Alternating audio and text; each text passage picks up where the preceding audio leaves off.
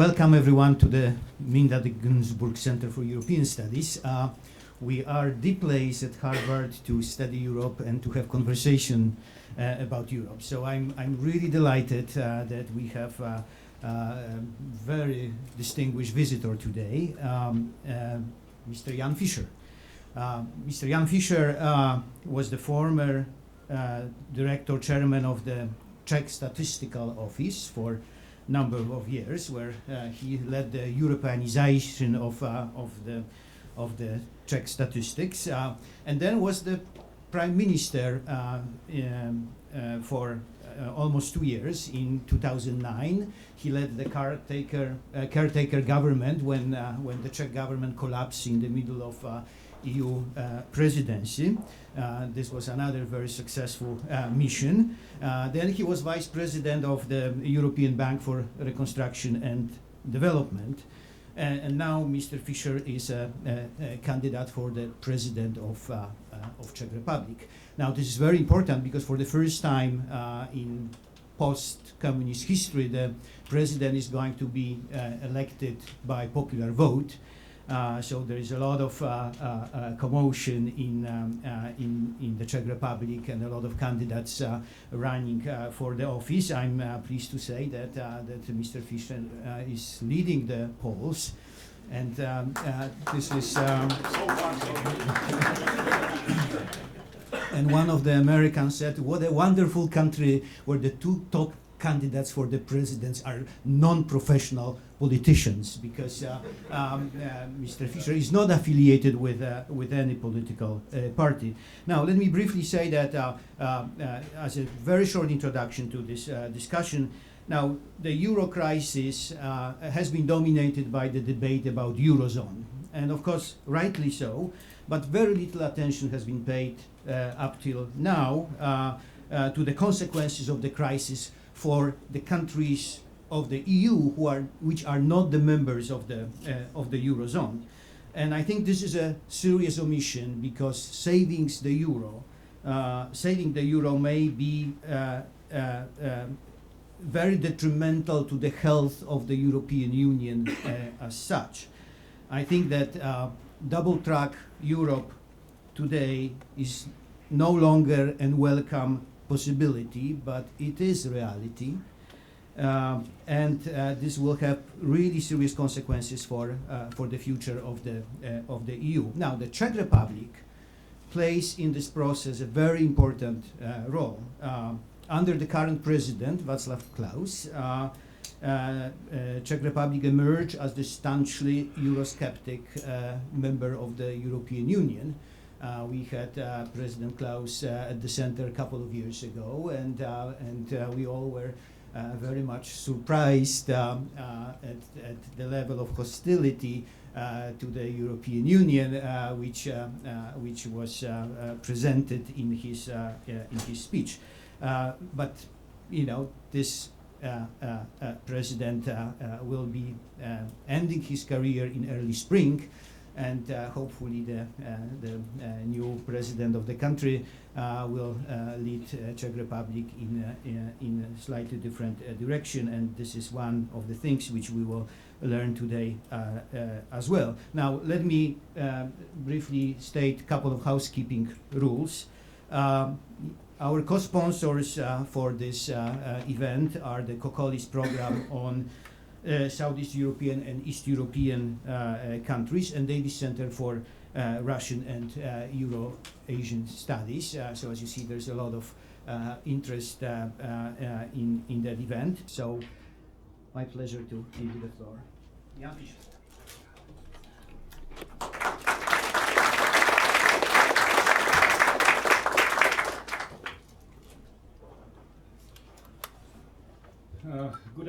Good afternoon.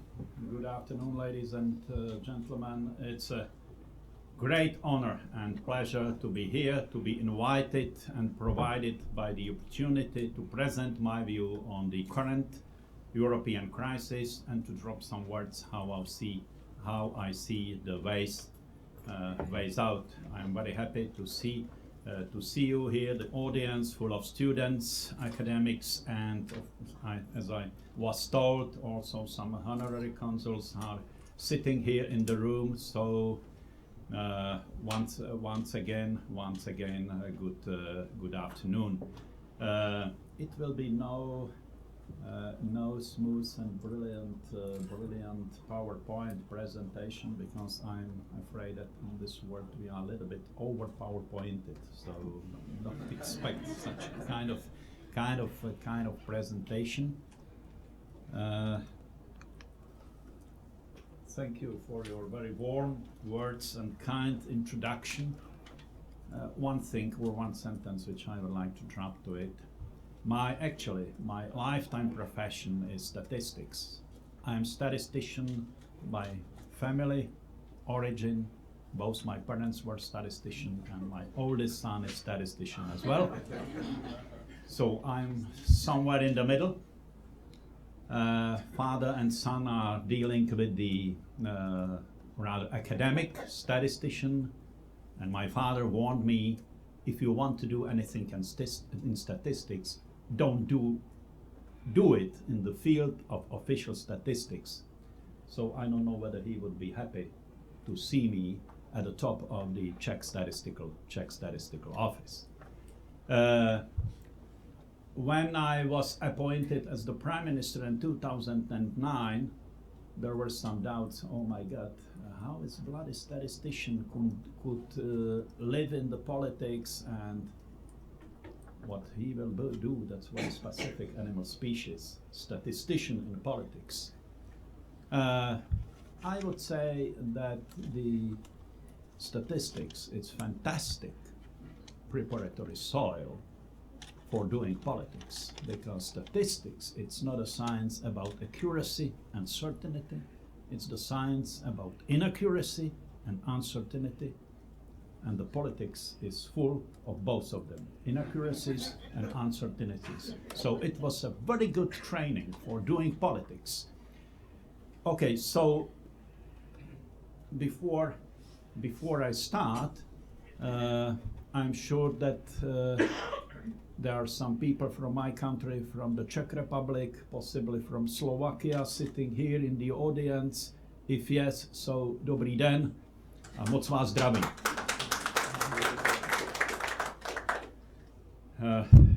To the issue I would like to talk about now. The Eurozone has in fact two main causes. The first one is the speed at which the EU tries to achieve federalization, which is approximately 10 times faster than the federalization of the American Union was at its time. The other cause of the irresponsible behavior of governments that believe for decades that lasting prosperity may be bought on credit, which was clearly the situation on the first decade of this century. Very comfortable growth, but of course accompanied by the growing sovereign debts on the national level, of course, on the most European member states, and of course the growing of the deficits. Then crisis came and swept it from the table, and confirming, not revealing, but confirming that the economic policy couldn't be based on credit or bought on credit. The future cannot be bought on credit anyway.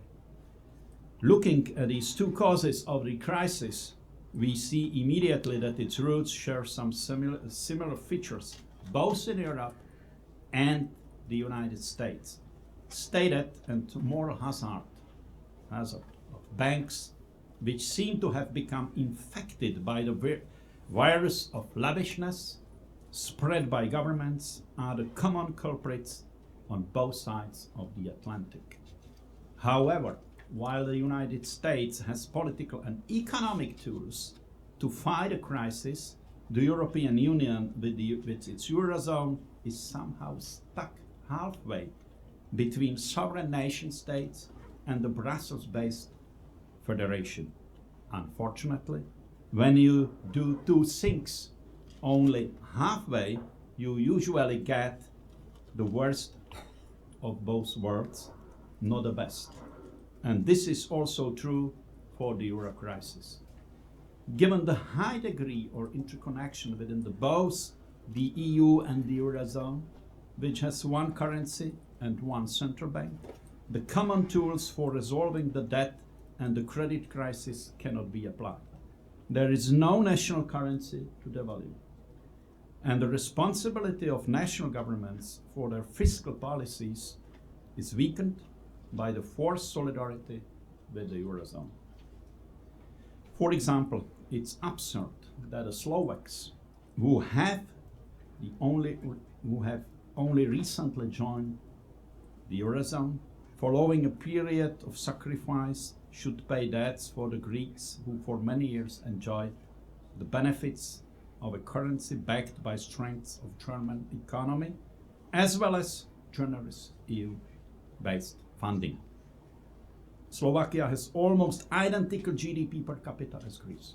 No substantial difference.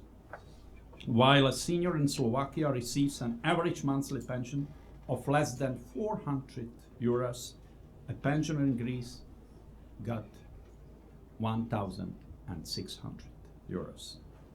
Is it fair and solidary to respect Slovak seniors to subsidize their much better off Greek counterparts using their modest income? It's apparent that the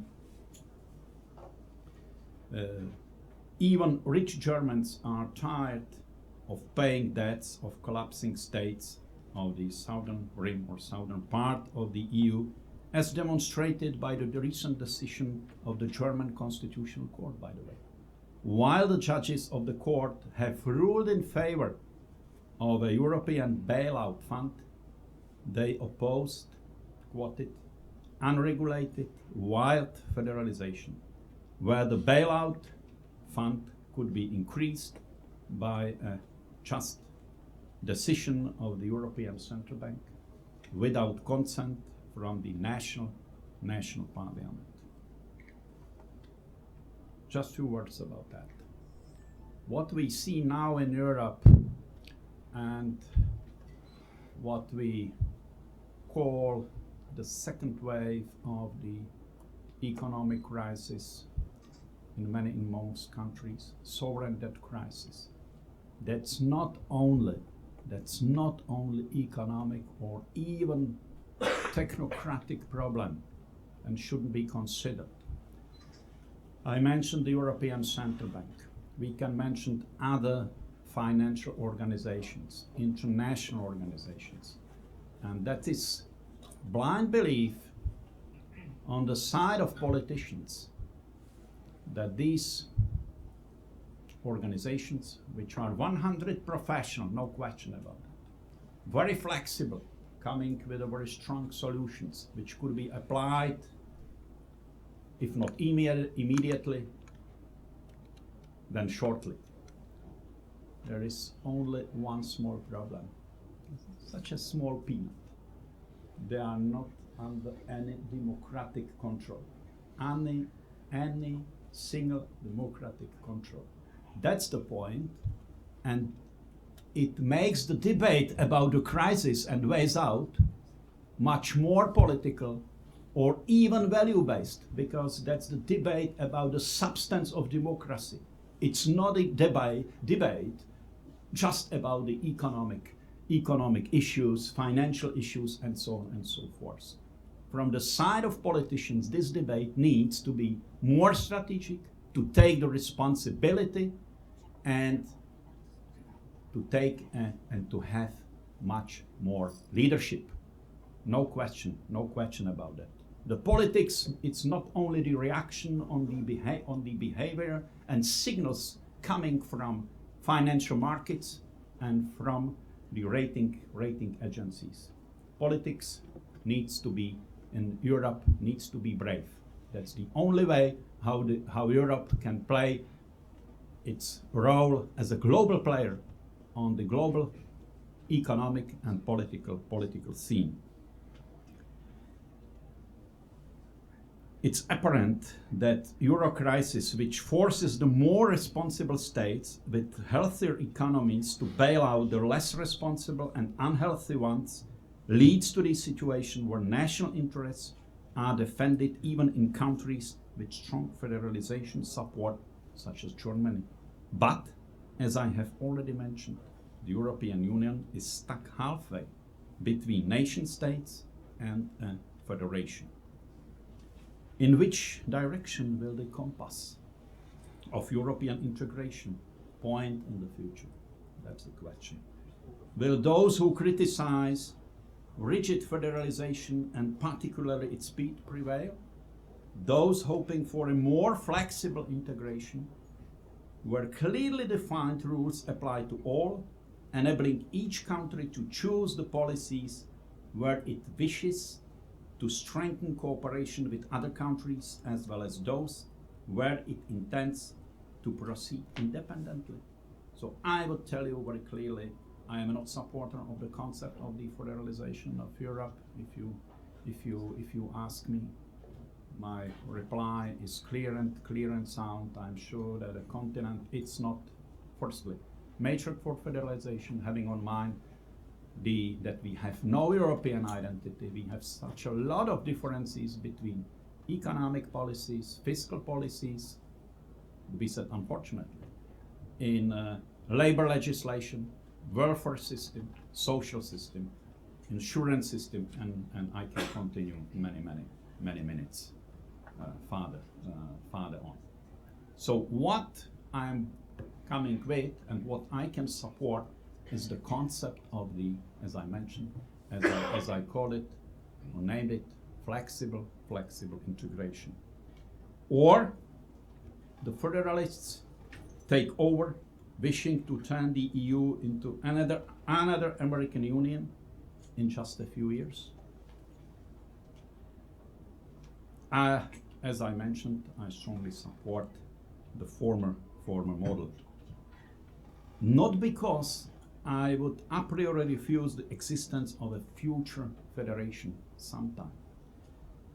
But I think that a more rigid integration is not the answer to the current euro crisis. It is not its salvation. Now let me slightly divert from the topic. Having yourselves the experience of the US citizens,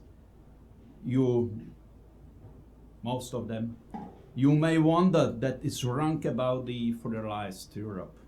The problem here is the difference between federal governance in the US and the European Union, most notably in terms of the location of power.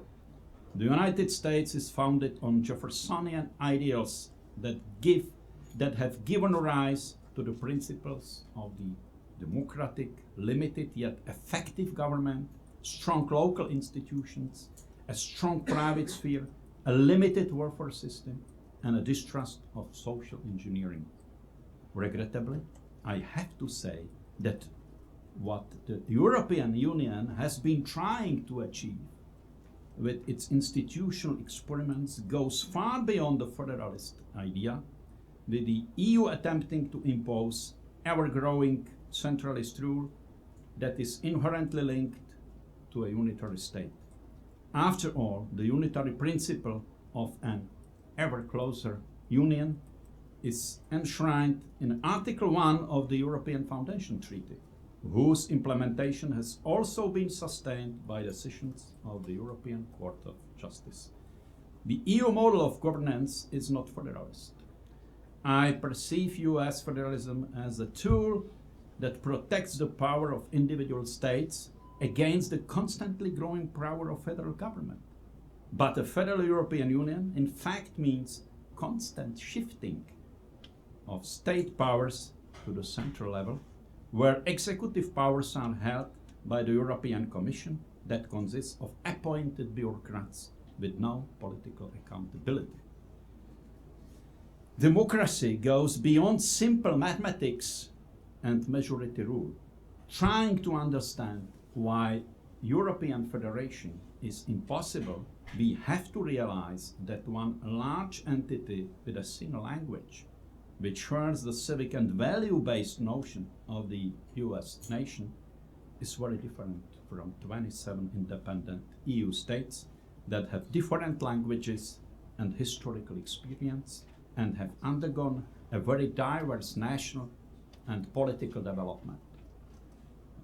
By the way, and that I'm talking about the 27 current EU member states, having on mind that the enlargement is on the way. And that's very good. No question about that. Croatia is knocking at the door. Other Western Balkan states are, let's say, on the way in the different level of the accession speed. There is a strong debate about Turkey sometime in the future. So it will be the song not about even not about 27, but even about more. So let's imagine the federalization again. There is no such thing, such a European political nation. Democracy also presupposes that people share common beliefs, ideals, and public opinions.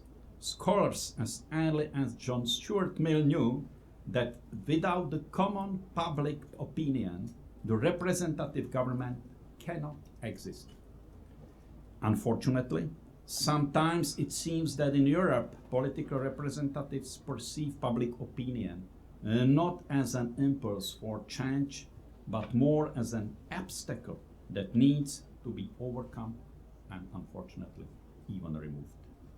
Due to these deeply rooted issues, I perceive the current loud cheering for a European federation more as an expression of helplessness. After all, the EU and Eurozone should have tools that would prevent irresponsible national governments from bringing their economies to the brink of bankruptcy. No question about it. The Stability and Growth Pact lays down the obligation to keep public finance deficit under 3%, also defining applicable sanctions for non-compliance. However, large member states have always gotten away with exceptions. That's reality, clearly observed. And small Greece cheated about its economic data even. If today the federalists are calling for a European solution for a fiscal pact, bank union, and eventually a regular federation, they in fact suggest that the disease will be cured with much higher doses of what didn't work in the past. So this is the framework of the Euro crisis and of the future development of the European Union. How do the current events and predictions affect countries of Central and Eastern Europe? By the way, I used wording or the word prediction, forecast. The problem is that we live in a very badly predictable world, in speaking in terms of economy, politics, and even geopolitics. We have gathered billions of information, data.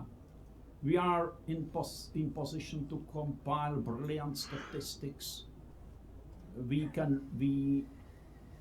are used to communicate via social networks, via internet. We can analyze the past, I think, very efficiently. But as concerns the future, sometimes we are completely blind. And as Professor Talat wrote in his brilliant book, The Black Swan, there is too many black swan effects in this planet. By the way, 3 months before the crisis, the most prestigious international organizations, Bretton Woods institutions, Brussels, OECD, predicted for the Czech Republic the growth rate of GDP in 2009. It was even in the autumn of 2008, and they predicted 2% of growth. The reality of the first quarter of 2009 was more than 4% drop. So what I usually say, asking myself, who was the first victim of crisis? People producing predictions and forecasters. Who predicted such a kind of events like Arab Spring 2-3 months before? No one. So, and then we are surprised looking around and we are hectic. Politicians, economists, analysts, journalists. So that's about the very low level of predictability. Surprisingly.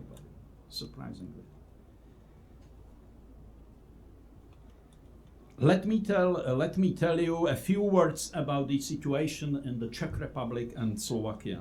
I know them best, and also as two constituent parts of former Czechoslovakia, they share a lot of similarities in terms of economic and political parameters. Yet, there is one important difference, of course, between the two. The Czech Republic doesn't use the euro, and as a result, the crisis doesn't affect both countries equally. By the way, this is the very strongly rooted myth, saying, okay, we were facing a global crisis, so we would expect the global, and sometimes we are talking very badly and very wrongly, that the crisis brought the same impacts. That's not true. If you look in the region in Central Europe, we have Poland, untouched by crisis and by recession even. We have the countries hit by crisis in the real economy. We see the recession of the real economy and the collapsing financial and banking system. That's the case of Hungary. And we have something in between in the region. That's the Czech Republic and Slovakia. Deep recession, now in the Czech Republic, that's the classical double dip recession, but no bad effect on financial and banking sector, which remained quite healthy, without any toxic assets, without any lack of liquidity in these countries. So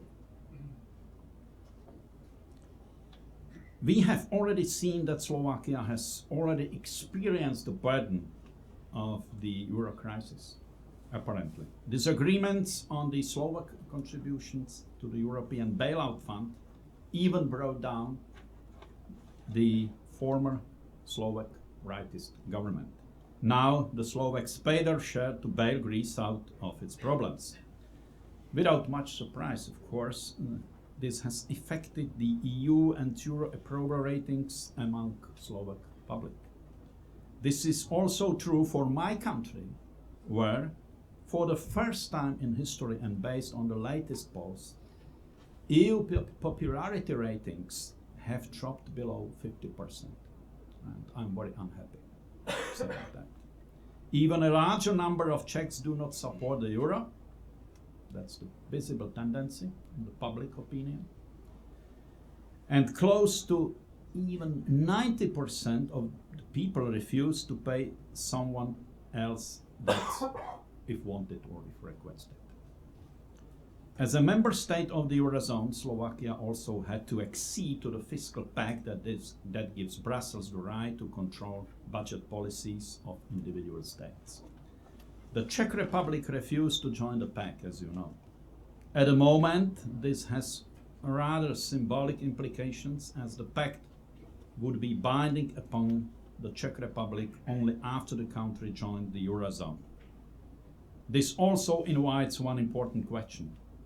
What position is the Czech Republic to take upon adopting rules that do not apply to the country now, but would be binding upon it once it joined the Eurozone? I would say, if you want to have my opinion, I'm used to be very straightforward.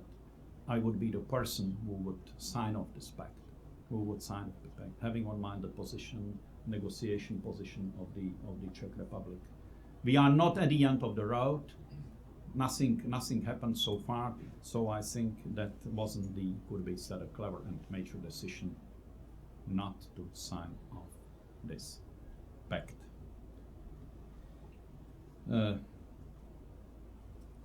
Because at that point there would be no way back. We are not yet at this situation. Yet we currently do not know how the situation will evolve, and taking guesses at the future steps, future shape of the EU is like reading a crystal ball. And we are back in the strengths of predictions. However, the attitude of sweeping refusals is not acceptable, as I mentioned, as it marginalizes the Czech Republic within the European debate. That's the problem. It will thus be necessary for the political representation to predict future developments, despite prediction is very complicated, but we have to do it, and to prepare a variety of midterm plans and long-term strategies of defending national interests so that the country would not just passively react to developments and that will arise. We will use the term national interests.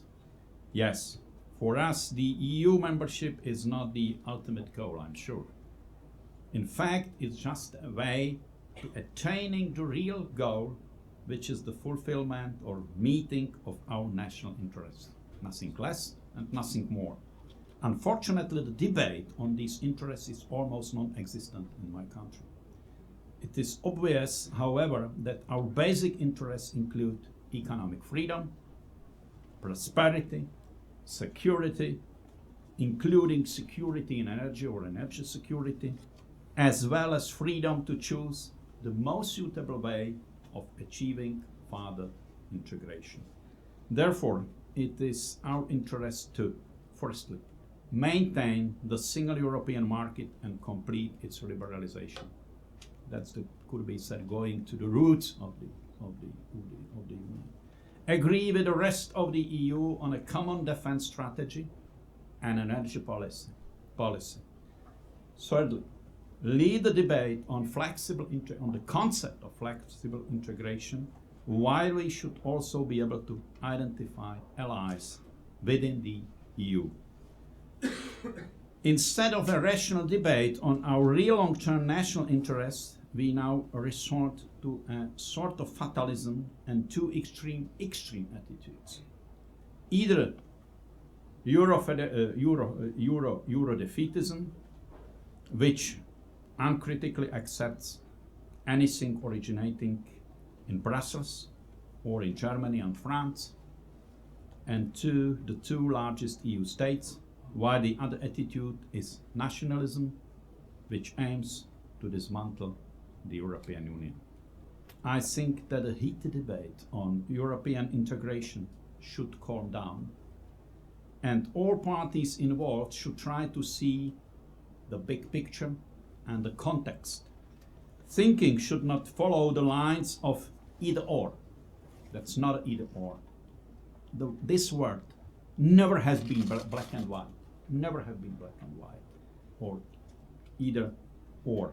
The choice today is not either a European federation or the end of the euro or even the European Union. I'm pretty sure the history of European integration has taught us that events never follow black and white schemes. Never. Our fate is driven neither by our history nor by our geopolitical position. We are able to decide on our own future, relying on our own potential. Trying to resolve the euro crisis, we are faced with confronted with one very important question. What will the impacts of the crisis be on the current and future generations? And I would say the problem of the crisis is that the crisis is bringing the notion or the finding at the first time after the war that the next generation may not live in better conditions than the previous one. And that was the golden rule of the game anyway. That the next, and we were used to it. The Europeans were used to it on this scheme. Also, the second very complicated and very sensitive issue of the crisis is rather sociological or politological, but stemming from economy, and that's the role, position, and strengths of what we call middle class. If shaken, if hit, I think that's one of the most dangerous things we can be confronted with. And we know from the last century what the weakening of the middle class in a society, where it could lead to.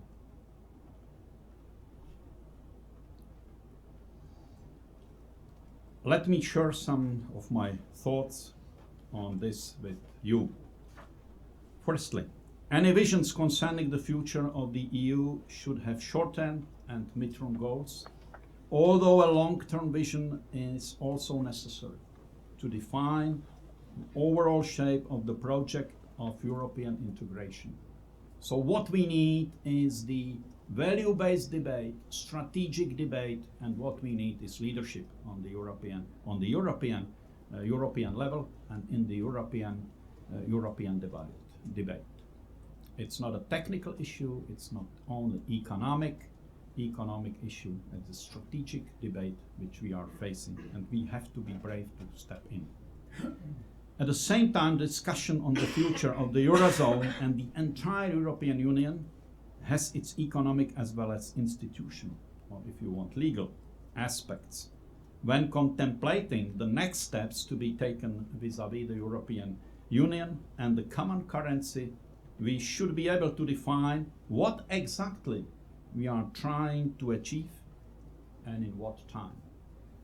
For example, upon deciding on the introduction of the euro, we have to know, I'm now speaking about my position towards euro to be introduced and when in my country.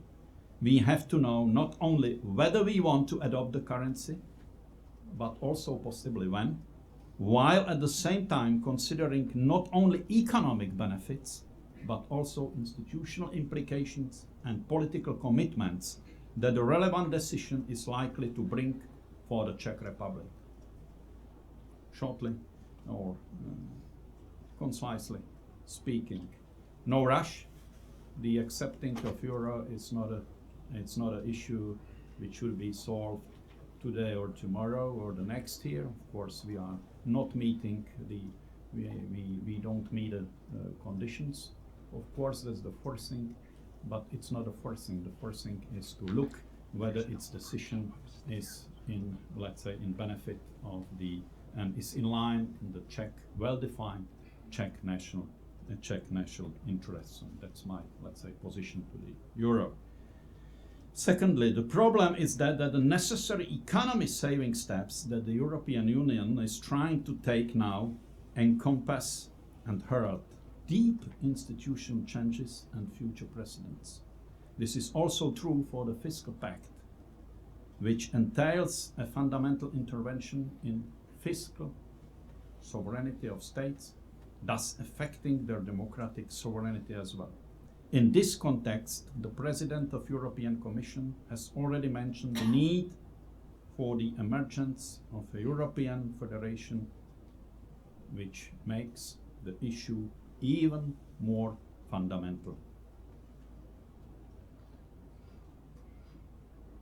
Dürrenmatt said, by the way, Dürrenmatt many years ago said in his drama Physicists, what has been said and what has been thought out, never been, it could not be taken back. So, gin from the flask was left, and the topic is on the table, by the way. very seriously, very seriously. In the short run, any steps aimed at immediate stabilization and adoption of the euro are positive for the Czech Republic, since the country as an export-oriented economy with 80% of its goods sold on EU markets. But a lot of questions arise in this context as well. Speaking about my country now, the question is whether we want to maintain our industrial structure that rests on large corporations and depends on European markets. Or do we want to change that structure by focusing on small and medium enterprises? And I'm pretty sure that that's something neglected. Anywhere, the care for the life and economic, let's say, status position of the small and medium enterprises, it's the responsibility of any consistently and efficiently and responsibly performing government. No question about it. The small and medium enterprises very often have very high innovative potential, that they are able to export sophisticated products anywhere in the world, even at times of crisis. Choosing in favor or against the adoption of the euro also means choosing between the big ones and the small ones, among other things. The second question, the other question is the fiscal pact a road to salvation? Isn't it true that without the will on the part of member states to play by the rules of budget discipline, the Eurozone is dead project anyway? The other question is, will the fiscal pact reconcile the different views on the driving force behind European economic growth? Are not these varied views conditioned by economic, social, and cultural differences among the individual EU states? Take the difference between Germany and Greece, for example, and you see how the debate actually complicated and sophisticated is.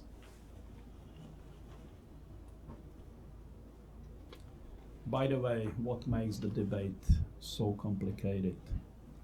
At the very beginning of the project of Eurozone, the question of the second pillar, which is the fiscal policy harmonization, was hidden, suppressed. We were talking, the politicians were talking who decided about the project, and they were responsible for introducing this project. They were talking about the common currency in common voice, but not loudly speaking about the fiscal policy discipline as a second pillar. Because the debate about the fiscal more integrated or harmonized or controlled fiscal policy, it leads to the debate about the national sovereignty. It has political costs, political impacts, and that time, at the very beginning of the project, it was pretty clear that the member states haven't been prepared or haven't been ready to eat it. The debate about the political loss of national sovereignty, it wasn't on the table. If the debate on the fiscal pact or fiscal integration or harmonization of fiscal policy were put on the table, the debate would come and put on the table, and it would be very, very, very, very sparking, I would say, attacking the substance of the project. And everyone believed that it would work, and it worked. In the decades of the comfortable growth, comfortable growth accompanied, as I mentioned, by growing deficits and by growing national debts, it worked. When crisis came and showed that it doesn't work very clearly, and very painfully. So we are coming back to the debate. We are opening the debate hectically, forced by the events which we see around. We open the debate which we should have gone through much sooner, much earlier.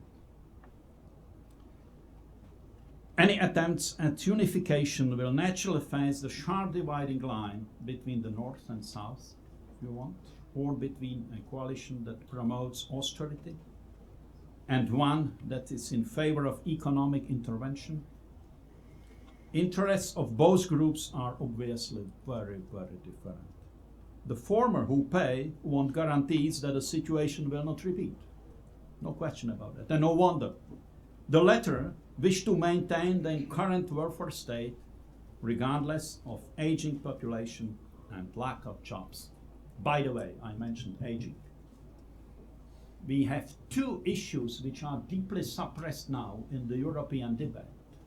Very strong, very dangerous, very sensitive, and very striking potential, because we are self-concerned by the debate about crisis, financial problems, and so on and so forth. There are two things which are a little bit suppressed now. The first thing is aging of Europe.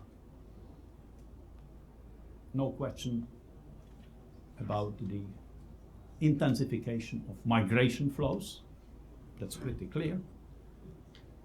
With a lot of consequences, a lot of impacts on European thinking, national thinking, and so on, making the situation much, much more complicated.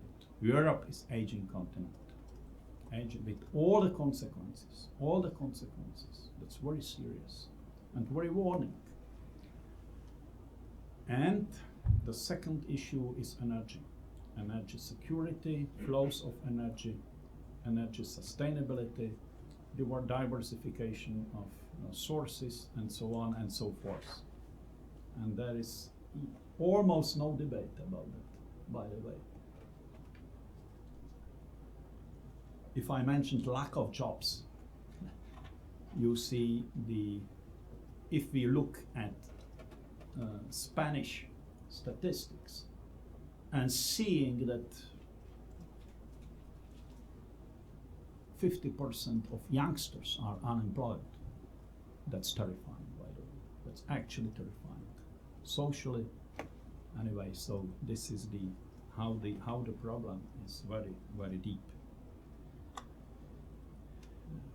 The question is whether we should really let ourselves be maneuvered into the choice, either federation or nothing.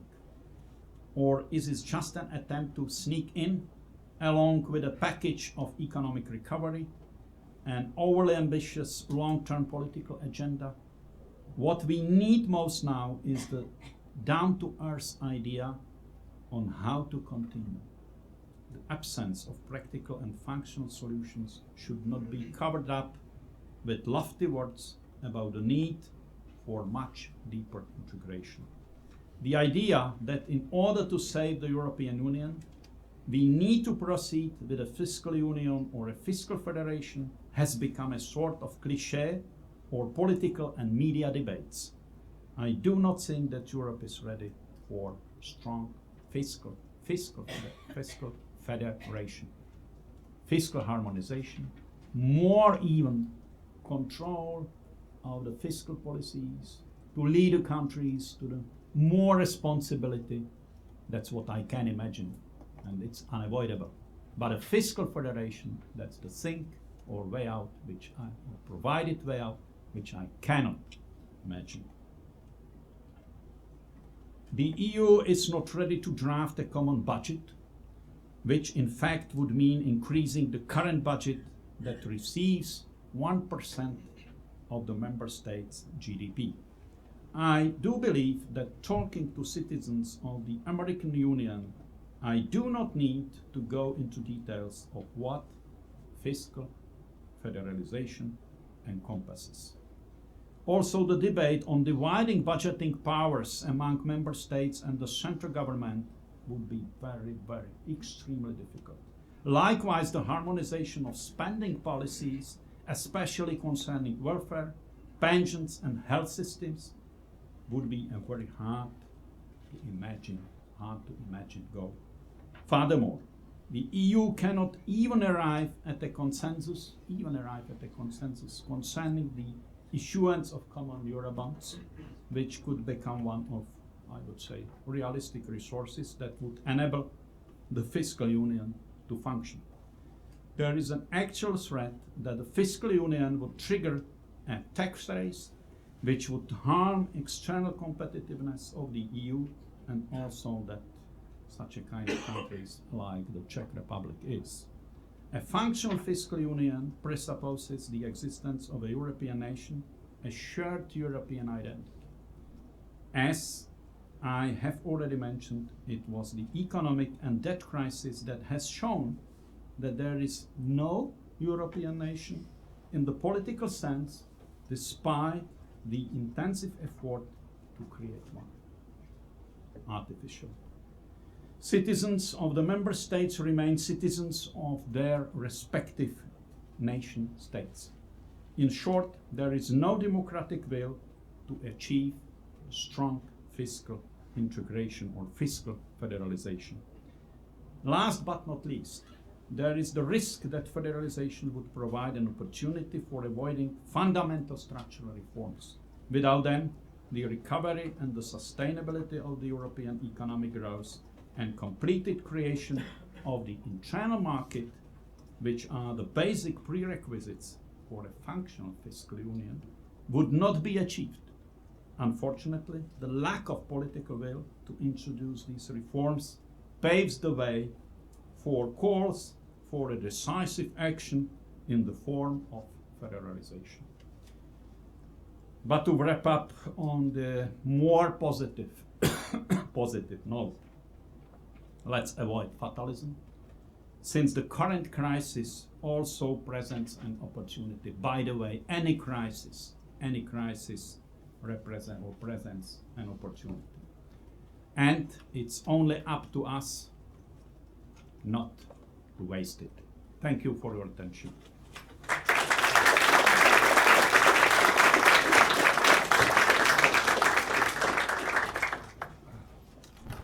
Thank you very much for that very rich presentation.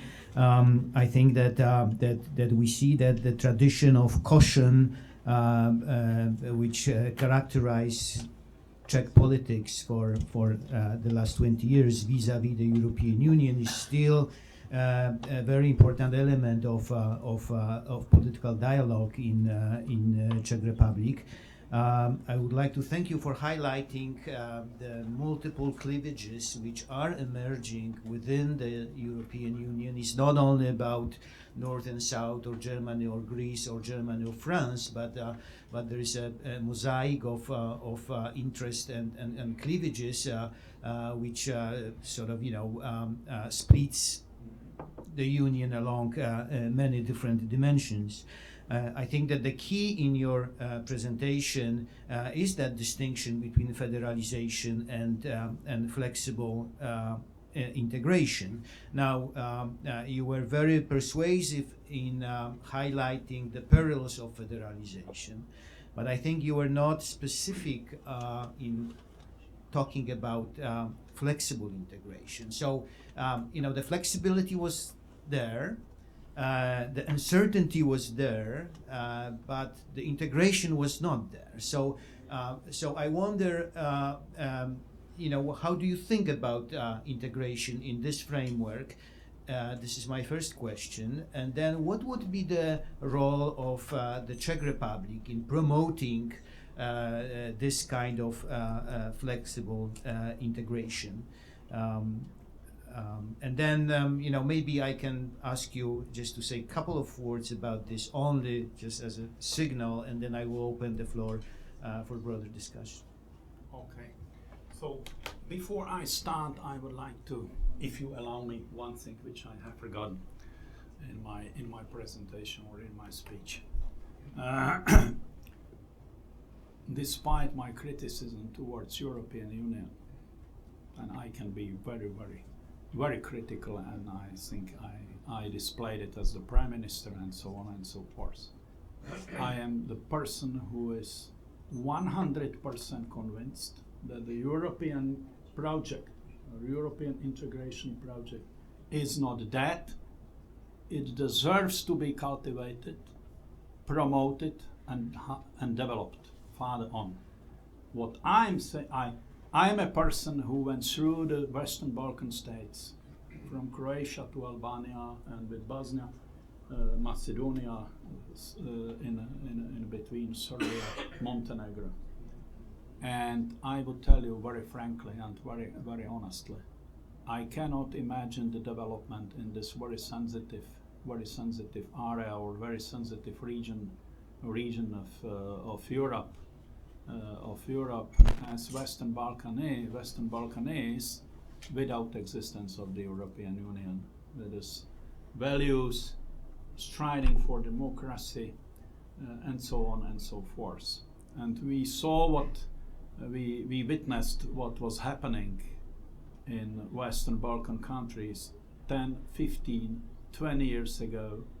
That was the bloodshed, that was the, could be said, a terrifying situation and terrifying conditions, and the countries are scared up to now. So without the anchor as the European Union has represented, I cannot imagine this could be said. Fortunately, peaceful development of this region. I saw it as the vice president of the bank, having come there from London many times. So this is clearly very convincing thing. So what I'm saying, speaking in one sentence about European Union, I can imagine only one worse thing than is the existence of the European Union, and it is its non-existence. Very briefly, that's the combination of the criticism, but strong belief that it does make sense. It does make sense. Integration or flexible integration. Sure, this is the concept which has to be presented convincingly, which has to be elaborated. That's the concept. Saying that's the somewhere between breakup and the strong, tough federalization, tough integration. We have some areas which should be integrated very strongly. Everything which is leading to the roots, free market, competitiveness, everything which is enhancing competitiveness and strengthening the role which Europe should play and could play as a global player. And we see that the role of Europe is weakening, no question about it. But there are some other issues which could be integrated could be set based on the national interests of the country, of individual countries. If we take foreign policy, I have no illusion that we can have the strongly integrated foreign policy concept of the EU. We haven't got it, we haven't achieved it, and the question is, because the foreign policy of individual states is very strongly connected with the national interests of the individual member states.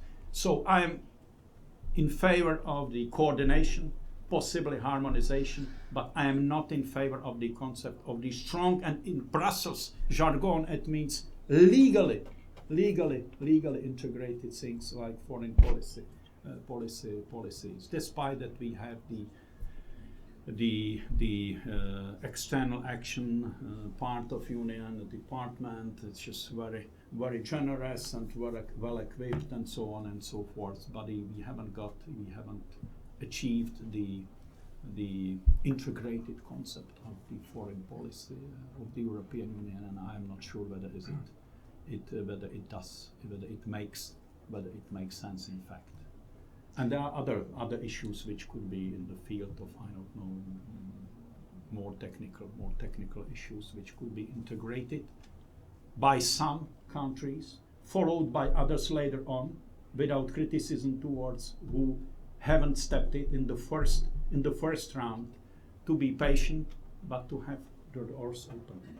So this could be somewhere in between that needs the, I would say, calm debate, this concept. This would be advocated, and in this world, you need to get allies for such a country like the Czech Republic is. You see what we need to do. Two things: well-formulated national interests, which we haven't got so far, in fact, And secondly, what we need is to use what we call in politology soft power, because the power of or how the country convincing is and what role could or should play doesn't depend so strongly on the size of country, I don't know, the GDP per capita figures and so on and so forth. It depends on the concrete politics, making the brand and, let's say, convince others to join. And this is the very pretty hard piece of the political work every day. Okay, since we are under the time pressure, because Mr. Fischer is flying back to Prague this evening, I propose the following thing. So let me open the floor and collect the questions, and then you will have your pick. So I hope that you will disregard the easy ones and focus on the most difficult ones, right? So, okay. I found your interpretation. Just introduce yourself briefly. I'm Kevin Featherstone, a visiting scholar here at the Centre. I found your account of the history of the European Union and your current position really rather confusing. And I say this even coming from London, where I'm used to highly qualified, sceptical, contrived positions. It struck me that the current debate is seeking to correct perhaps the mistakes of the past. 20 years before Maastricht, we had economic and monetary union defined as the objective, and it surely is the absence of the economic union which has contributed very much to the crisis. You seem to ascribe things to federalism which I don't think are necessarily set or a priori. You suggest that federalism might be somehow more lax, that we could have more Greeks with their dodgy data and fiscal indiscipline. I'd have thought you could easily argue the opposite, that fiscal federalism would indeed be much better at policing and monitoring what was going on. My final point is that, of course, you made a number of easy, dare I say, populist points about the contrast with Greece. But surely the history of the last 2 years suggests that even without Greece, we may well have had a euro crisis. That is, that there are deeper structural problems of the European economy. A high savings, high exporting anchor currency, economy at the centre, for example. So whether Greece, worth less than 2% of the GDP, spends too much on its pensions is really rather the stuff of good media knockabout politics.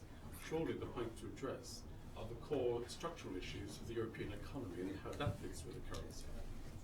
Thank you. I'm just Ryan, I'm a student. Do you have any viable proposals towards the next step towards more integrated EU? I mean, with national sentiment basically wrapping up taking precedent in with national governments and so forth, do you really have any proposals for moving into the future of a more integrated EU? I mean, could be more a treaty or more powerful organs of the EU. I invite more difficult questions. Charles, you're a statistician. If and you contrasted the Slovakia's, the pension with Greece. If the EU, if federalism existed less, or whatever degree of integration existed, would Slovakia be enjoying its position now as essentially in a sense, a sort of backdoor assembly plant, which it is to a great degree of Germany? I mean, isn't a lot of the Slovak national income to some extent a function of this structure for which it must pay by this differential pension? I don't know this, but you should be able to shed some light on it. Well, I have more specific questions towards Mr. Fischer. My name is Brett Mazur. I live here in Massachusetts, but originally I'm from Czech Republic. So I would like to know about your opinion about influence of Russian mafia towards Czech political system. We know that Czech security service is actually talking about this, and I think that this is very serious problem. So if you can tell us your opinion about that. Okay, then we have one more, please. Martin Gelar. I also live in the USA. I'm Czech citizen, and I may start my question with reminiscent. 20 years ago, Czechoslovakia split in Czech and Slovak Republic, and it started. It was actually performed by introducing separate currencies, Czech crown, Slovak crown. Do you think that there today, somewhere in Greece involved, they have a new drachmas printed, and one of these days they will say, okay, we need a flexibility, we need a fiscal flexibility that Euro doesn't give us, let's come back to drachma. And is this a reality or a nonsense? All right, Mr. Fischer, please, before things become too complicated. I will try my best to be brief.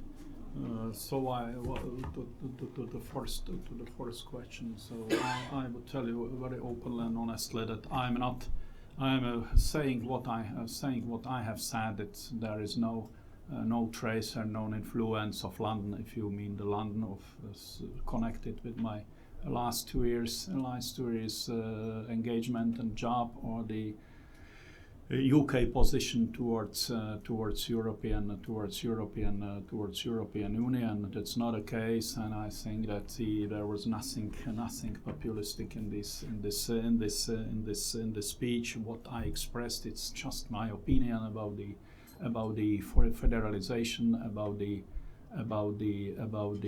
thinking about the federalization, and about the let's say alternative towards the federalization. And I am pretty convinced, without any looking in London, that I don't need to look at London and the UK policy and UK attitude towards European Union.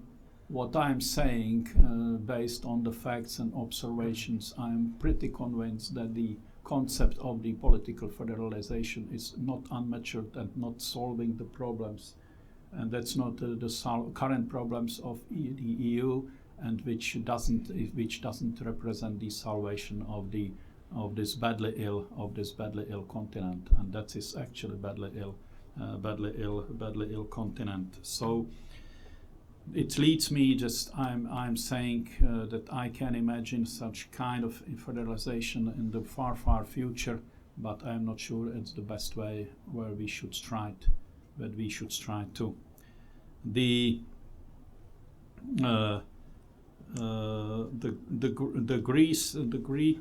Greek situation and the role of the Greece in the crisis. It was, let's say, kickoff of the problem, accompanied by contagion, what we call as we call it in many other states, but in featuring differently in Portugal and in Spain, or in Italy, or in Ireland possibly. But the problem is that having in mind the concept of Eurozone and the common currency, I'm convinced that the Greece, that was the problem somewhere at the beginning, to invite Greece to become a member of the club. At that time, when it was decided, it was, I would say, the political mistake, because based on the data and or observation of the Greek situation, despite they produced the false statistics, it was pretty clear that the level of the labor productivity, level of the wages, level of the economic performance in Greece compared with others, it's clearly witnessed against the step in of this country. to the club with the consequences we are witnessing. We are confronted now. We are confronted with in time being the fiscal federalization. The strongest form of the fiscal federalization leads, if you want or not, to the debate about the concept of the political federalization. That's pretty clear, and there is, I'm sure that there's no question about that. So what I am saying is the debate about the harmonization of the fiscal policies, not to be tolerant to the countries who play the role of the countries which are losing the responsibility for their financial system, fiscal policies, and so on, and behaving in the undisciplined way. That's clear.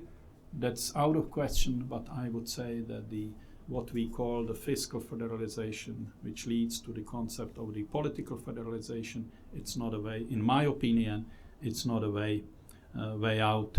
The debate on the Slovak statistics and the situation of the pensioners anyway, and compared with the German ones and the Greek ones and so on and so forth, that would be a little bit too more sophisticated, and we can do it bilaterally if you want anyway. So this is from here, that's the debate for not for 1 minute, it's for 1 hour at least.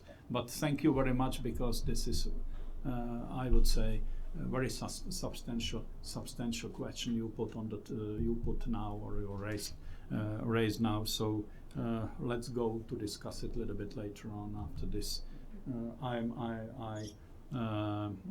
I may not leave so early anyway, so flight We'll be delighted. in the late night, but my people will care for me.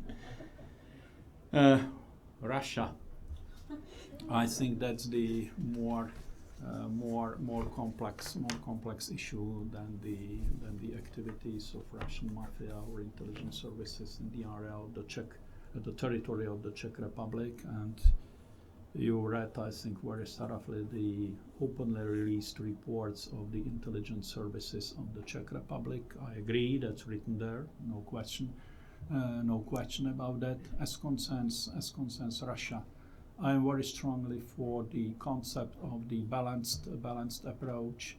There is no wonder that the Czech companies, the Czech businesses would like to penetrate and to be deployed in the Russian market, and not only the Russian market, and the newly born and very open and absorption markets with absorption ability, which is higher than the European ones, by the way.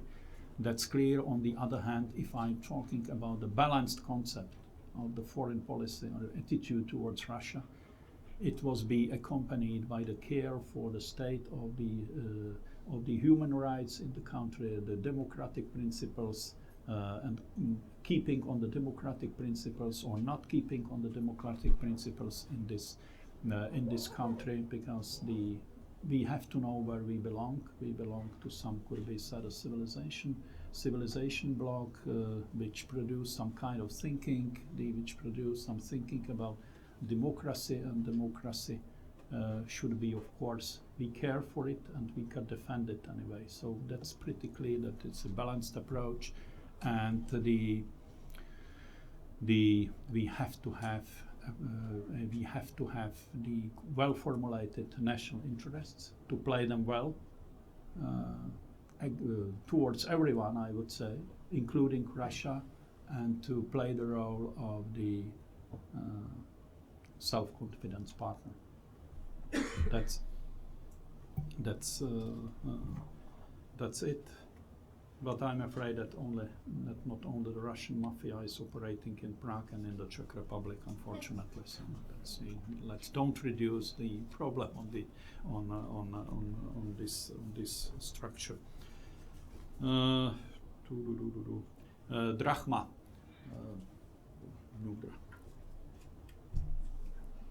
Crystal ball would be good to have it, but I haven't brought it, and I haven't got any, by the way. So there are open doors of any let's say solutions or sorting out of the Greek situation, including the breakup with the common European currency.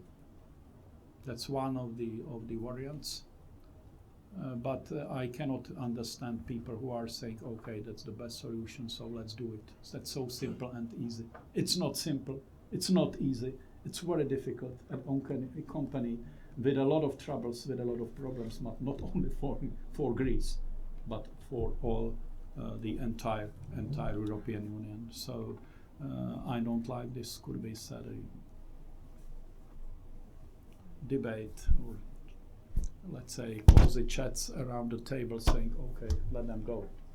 That's very irresponsible. And what we need, it's much more responsibility in politics and policy making and political decisions making in Europe and in the member states as well, and anywhere on this planet. As the old saying goes, predictions are always difficult, especially about the future. So let's open the next round of questions, René. On behalf of the European Commission, when our director introduced you, he said he was very happy to see you because it would be very different from what Dr. Klaus has said here some years ago. Could you tell me what the difference is between his views and yours? Absolutely, a lot of them. What I have ended up was what I said. Unlikely Mr. Klaus, I'm deeply convinced, and I do believe that the European Union has this very strong future, and the European project deserves to be kept and maintained. That's the difference.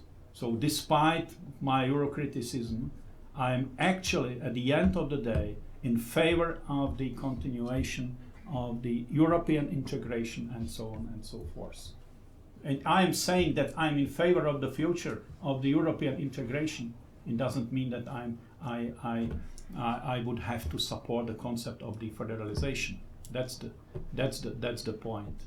So I am not in favor of the concept of the European federalization, but on the other hand, I am not in favor of the concept of break up and the end of the European Union. I mentioned Western Balkan. I actually do believe in the future of the European integration, of the European project. It does make sense, and that's the only way for Europe to play the role of the respectable international player in this very rapidly changing planet. And this is fact. That's the problem. This is actually a different century than the previous one was. And I don't know whether we understand it anyway, and if we can catch it. The tectonic shifts in geopolitics, in global economy, in politics, the new players, the shift of the centers of global economy somewhere else than we have been used. The new players on the political scene, new phenomena in the Arab world, new roles of old players like Russia, if mentioned before, China and others. You see, these changes started sometime on the when the twins in New York were pulled down, and it was the bank saying, new century is coming up. I'm afraid that we understood it and that we caught it well after 1 decade, when the crisis had to say to us and to remind us that is something very new at this planet, which could be very hopeful, which could be very warning, but we have to cope it in modern way, based on modernized politics, but I don't see as a paradox that the modernization of the politics could mean, and I would say must mean, to go back to the roots, to the values which we have discussed, on which, by the way, the European Union was founded. We have to keep on the values which connect Europe with the US. So I'm so strong supporter of the Euro-Transatlantic cooperation. No question about that. It's needed. And that is very traditional values which we have to keep on to be modern. And I don't see as any paradox. Let me follow the next question with another one about the contrast, possible one. What do you think about the split of Czechoslovakia? Do you think that there were winners in this or losers? Who is winner, who is loser? Was it right decision? Is it regrettable that this happened? Firstly, as a citizen at the time, as the person completely rooted, well-footed anyway, in Czechoslovakia, I regretted it, of course. But pragmatically speaking, it was the given circumstances and conditions in Czechoslovakia and in Europe at the time. It was the only rational solution, I would say. Despite regrettable, that's some kind of sentiment anyway of someone who was born in 1951, and I cannot imagine that I end up my life in the country which is split. On the other hand, I would say that it was the example of the peaceful divorce, peaceful solution, very professional, very swift, by the way, but it was rooted at the very beginning of on the very beginning of 19th anyway. There was no political party which would cover the whole territory of former Czechoslovakia. If you look, Czechs sitting here in this, you remember it very well. There was no political party covering the whole territory of the party. The problem of the organization and performing of the public administration and so on and so forth, and of course the strong political willingness of Slovaks to break up the federation. So at the end of the day, fortunately, perfect example of the peaceful, if necessary, the peaceful divorce of country. Their ties or relationships of two countries are excellent, perfectly performing, I would say better than it was in the under the umbrella of the federation. And that's no paradox. This is the ties which have been developed historically, not only ties on the, let's say, on the level of political bigwigs, but between families, regions, towns, villages, and so on and so forth. There is a lot of Slovaks living in the Czech Republic, and a lot of Czechs living in Bratislava and in other towns and cities of Slovakia. And I would say Slovakia performs very well, with respect. With respect. That's the country which went through the reforms about which we Czechs have been talking about, but not doing them. And if you see the role of Slovakia, the growth of economy, the performance of economy, and the social cultural life, perfect neighbors. I like them. Give more, please. My name is Pola Cebulak. I'm a visiting scholar at the Center for the Study of Europe of the BU. And I wanted to pick up on your last comment in your speech when you said that the crisis might open up new possibilities.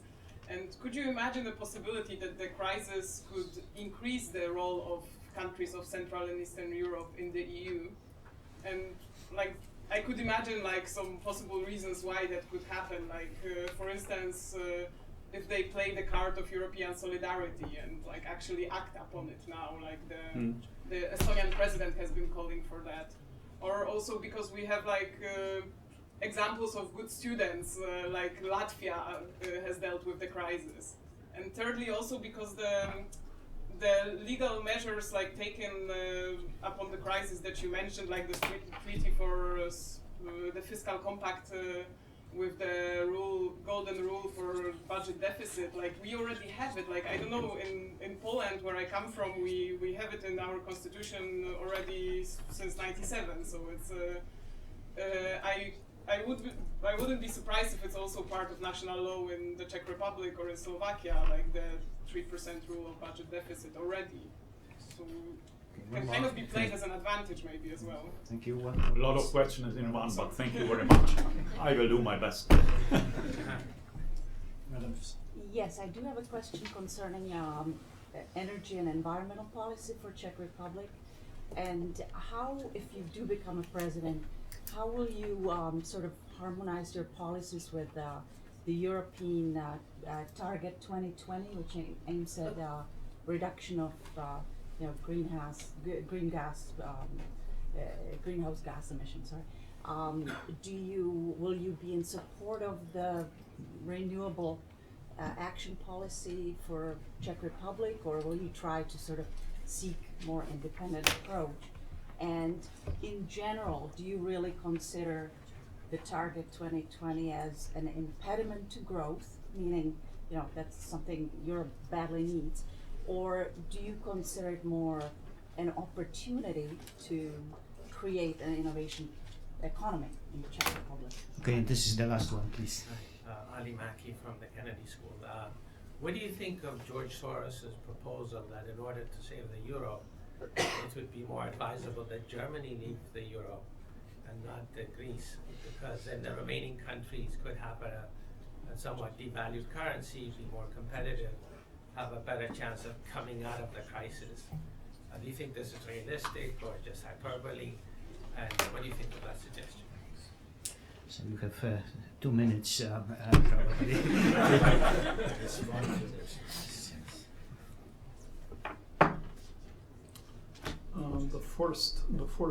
The question, the role of the Central European or Eastern European, or what I don't like to call or the name as the new member states, but let's speak about them now.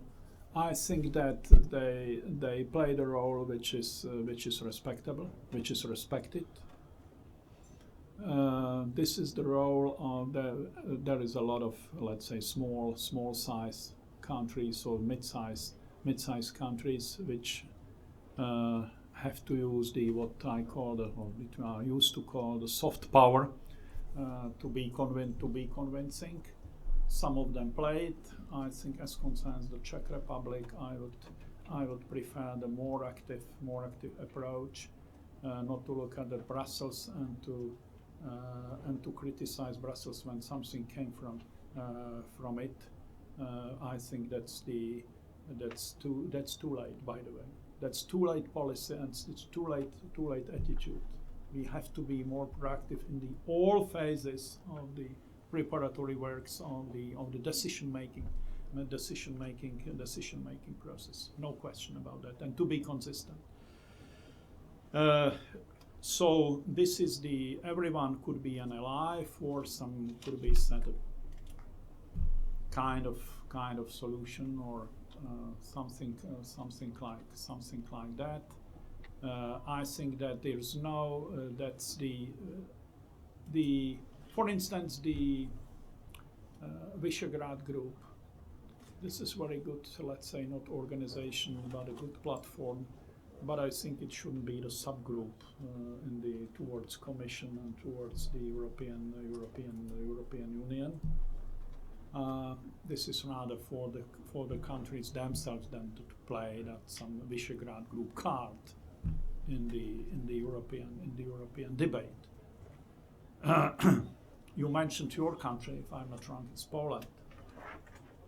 With respect, by the way, Poland actually, that's the country of the region untouched by crisis, even untouched by not not hit by recession, consolidated politics, internal or domestic politics. You can see it more critically anyway, so that's clear. Later on, I always have considered Donald Tusk, and I knew him very well. That he's a very good and very efficient politician, by the way, and very convincing on the European theme. So the Latvia, by the way, this was the wonderful piece how to fight against crisis without any strong support from outside. There were some programs from International Monetary Fund.